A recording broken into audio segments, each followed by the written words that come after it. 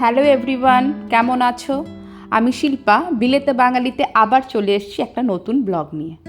সকালে এই শুরু 1 ঘন্টা আমার কাছে সারা দিনের মধ্যে সবথেকে কঠিনতম সময়, কারণ এই সময় দুটো কঠিন কঠিন কাজ করতে হয় আমাকে। তার মধ্যে একটা হলো ছেলেকে ঘুম থেকে তোলা। সে যে কি কষ্টকর ব্যাপার বলে বোঝাতে পারবো না। ওদিকে রাত্রেবেলা তাড়াতাড়ি শোবে না, আর এদিকে সকালে কিছুতেই ওনার ঘুমও ভাঙবে না। আর দ্বিতীয় কাজটা হলো ওকে খাওয়ানো। সকালবেলা ঘুমের চোখে কিচ্ছু খেতে চায় না, এদিকে টিফিনও কিছু খায় না, অর্ধেকের বেশি টিফিন বাড়িতে ফেরত আসে। গ্রোয়িং এজ, এতটা রাস্তা সাইকেল নিয়ে যাতায়াত করে, কোনো রকমে বাবা বাছা করে ওই 2-4 চামচ দুধ কর্নফ্লেক্স খাইয়ে পাঠায়। ওই দেখুন ওরা সিগন্যাল ক্রস করছে। আজকে সোমও যাচ্ছে অরিওর সাথে স্কুলে ওকে ড্রপ করতে। আমাদের এখান থেকে 20 মিনিট দূরে একটা জায়গা আছে মেডেনহেড বলে, সেখানের একটা স্কুলের সাথে আমার ছেলেদের স্কুলের একটা ক্রিকেট ম্যাচ আজকে অ্যারেঞ্জ করা হয়েছে। লাঞ্চ ব্রেকের পরে ওদের সবাইকে নিয়ে যাবে মেডেনহেড ম্যাচ খেলানোর জন্য। তো সেই জন্য স্কুল থেকে বলেছে যে সবাই যেন নিজের নিজের ক্রিকেট কিট ব্যাগটা নিয়ে আসে। কিট বলতে ওই ব্যাট, গ্লাভস, হেলমেট, থাই গার্ড, আর্ম গার্ডস এগুলো। সোমের পিঠে যে ব্যাগটা রয়েছে সেটাতে ওই ক্রিকেটের জিনিসপত্রগুলোই আছে। স্কুলের ব্যাগ, তারপর ক্রিকেটের ব্যাগ, তার সঙ্গে সাইকেল সামলানো খুব মুশকিল, তাই সোমেশ বলল যে আমি ছেড়ে দিয়ে আসছি। আবার যখন বাড়ি ফিরবে মানে ওই 5টা সাড়ে 5টার দিকে আমি আবার স্কুল থেকে নিয়ে চলে আসবো ছেলেকে। শুধু এপার থেকে ওপার হতেই 4টে সিগন্যাল, এই সিগন্যাল পার করতেই যত সময় লাগে। তারপর পার্কের ভেতর হয়ে চলে যায়। স্কুল পৌঁছাতে খুব একটা টাইম লাগে না। ওই ন্যাড়া গাছগুলোতে এখন কত পাতা গজিয়েছে দেখেছেন? যাই রান্নাঘরে একটু চা বসাবো। 10টা মিনিট একটু বসি শান্তিতে, তারপর ওদিকে ওয়াশিং মেশিন চালাবো। তারপর আজ একটু ব্যাংকে যেতে হবে। ব্যাংকে মানে এটিএমে যাব একটু টাকা তোলার জন্য। এই উইকেন্ডে যেহেতু আমরা আবার ঘুরতে যাচ্ছি, তার জন্য কিছু টুকিটাকি কেনাকাটাও রয়েছে। দেখি কখন কি ম্যানেজ করতে পারি সব কিছু মিলিয়ে গুছিয়ে। চাটা খেয়েই প্রথমে যাব রান্নাঘরে, কারণ রান্নাটা হয়ে থাকলে মাথার হেডেকটা অনেকটা কমে যায়। তারপর ওয়াশিং মেশিনটা চালিয়ে দিয়ে আর টুকটাক কাজগুলো সেরে নিয়ে ব্যাংকের জন্য বেরিয়ে যাব। এই গাছটা মনে আছে, সেই পাতাগুলো ছেটে দিয়েছিলাম, একটা ব্লগে দেখিয়েছিলাম। দেখুন কত নতুন নতুন আবার ফুল হয়েছে, এখানে অনেকগুলো কুড়ি এসছে। ভীষণ ভালো লাগে এরকম। চলে এসেছি রান্নাঘরে। আজকে রান্নাটা একটু তাড়াতাড়ি সারবো, কারণ 2 দিন আগেই এই হাউজিং ম্যানেজমেন্ট থেকে ফোন করেছিল যে ওরা আমাদের বিল্ডিংয়ের জানলার কাজগুলো আজকে পরিষ্কার করতে আসবে।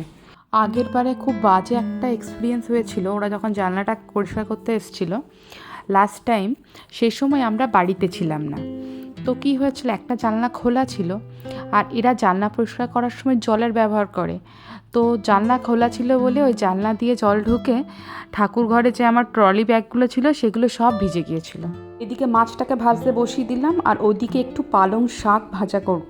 আজকে বেগুন নেই, তাই পালং শাকটা নর্মাল রসুন আর লঙ্কা দিয়ে ভাজবো। এই উইকেন্ডে যেহেতু আমরা ঘুরতে যাচ্ছি, তাই এই সপ্তাহে আর সেরকম বাজার তুলিনি। যা আছে ফ্রিজে সেগুলো শেষ করে দিয়ে যাব, আসার পর বাজারে যাব। শাকের মধ্যে খানিকটা নুন আর হলুদ দিলাম। এবার শাকটাকে খানিকটা নাড়িয়ে চাড়িয়ে ঢাকা দিয়ে রেখে দেব। এদিকে মাছটাও হয়ে গেছে একটা পিঠ, উল্টে নিই।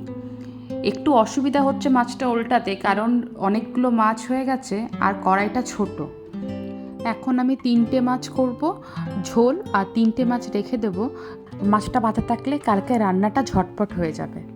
শাকটা হয়ে গেছে, তুলে নিচ্ছি।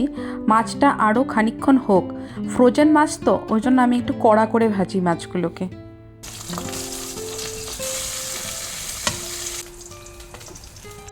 আজকে বানাচ্ছি কাঁচা কলা আর আলু দিয়ে মাছের ঝোল। সোমেশ এই রান্নাটা খুব পছন্দ করে, তবে আমার একদম ভালো লাগে না। সোম যখন কলকাতায় একা ছিল, মানে বিয়ের আগের কথা বলছি আমি, তখন ও হোম ডেলিভারি নিত। সেখানে মাঝে মাঝেই ওকে দুপুরবেলা কাঁচা কলা আলু দিয়ে মাছের ঝোল দিত। সেটা নাকি ওর খুব মুখে লেগে গেছে, এখনও মাঝে মাঝে বলে যে কাঁচা কলা দিয়ে মাছের ঝোল করো। আমি এটা একটু নিজের মতো করে করি। পেঁয়াজ, আদা, রসুন, টমেটো, ধনে গুঁড়ো, জিরে গুঁড়ো, লঙ্কা গুঁড়ো সব কিছু দিয়ে ঝোলটাকে বানাই। আর খুব একটা খারাপও হয় না জানেন তো, মাঝে মধ্যে ভালো লাগে এইরকম একটু আধটু চেঞ্জ হলে। এবার একটু জল দিয়ে ঢেকে দেব যতক্ষণ না আলু আর কাঁচা কলাগুলো সেদ্ধ হয়ে যায়। যেমনটা দেখছেন ইতিমধ্যে আমার জানলা পরিষ্কার করার লোকজনও চলে এসেছে। ওরা 10:30টায় আসার কথা ছিল, এখন 10:40, কাজ শুরু করে দিয়েছে অলরেডি। যারা জানলাটা পরিষ্কার করছে তারা দাঁড়িয়ে আছে গ্রাউন্ড ফ্লোরে, আর আমার ফ্ল্যাটটা হলো সেকেন্ড ফ্লোর, মানে 3 তলা। একদম নিচু তলায় দাঁড়িয়ে এই ওপরে জানলাগুলোকে পরিষ্কার করার সিস্টেমকে এখানে ওয়াটার ফেড পোল সিস্টেম বলা হয়। ঠিক যেমনটা দেখছেন, যারা ক্লিন করছে তাদের হাতে একটা বড় এক্সটেন্ডেবল পোল রয়েছে, আর তার মাথায় রয়েছে একটা ব্রাশ।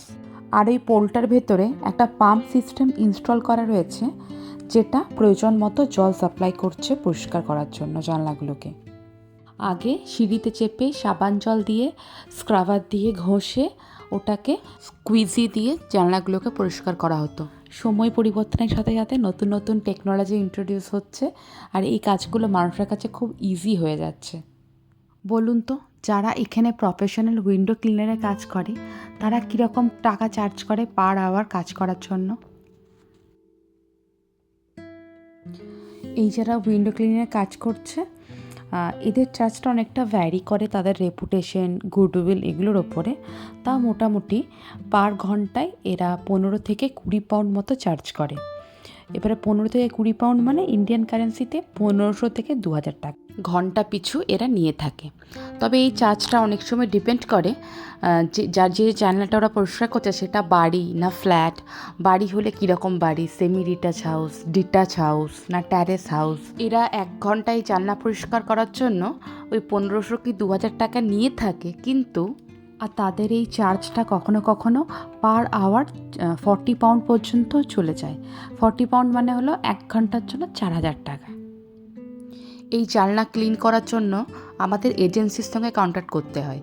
এজেন্সি আমাদের সুবিধা মতো টাইমে একটা অ্যাপয়েন্টমেন্ট বুক করে নেয়, সেই সুবিধা মতো এরা লোকজন পাঠিয়ে দেয় জানলা পরিষ্কার করার জন্য। ওরা ওদের কাজ করুক, চলুন তাহলে এবার আমিও নিজের কাজ গোছাই আস্তে আস্তে। সবাই ভালো থাকবেন, সুস্থ থাকবেন, আর যদি ভিডিওটা ভালো লাগে একটা লাইক করে চ্যানেলটাকে সাবস্ক্রাইব করে নেবেন। আর যদি ফেসবুক থেকে দেখে থাকেন তাহলে পেজটাকে প্লিজ ফলো করে নেবেন। খুব শীঘ্রই দেখা হচ্ছে আরও একটা নতুন ব্লগ নিয়ে। ততক্ষণের জন্য টাটা।